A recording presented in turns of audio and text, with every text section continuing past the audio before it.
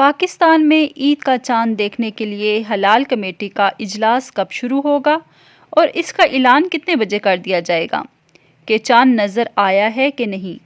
پچھلے سال کی طرح اس سال ایسا نہیں ہوگا کہ چاند نظر آئے۔ وزیر اعظم نے سختی سے اس پر عمل کروانے کا نوٹیفیکیشن جاری کر دیا۔ آپ سے یہ اپڈیٹ شیئر کریں گے، مگر اس سے پہلے میرا چینل سبسکرائب کر لیں۔ ناظرین، سب سے پہلے عید کا چاند دیکھنے کے لیے جو اجلاس شروع ہوگا وہ 9 اپریل 7:30 سے شروع ہوگا اور اعلان کر دیا جائے گا 9:30 پر چاند نظر آیا ہے کہ نہیں۔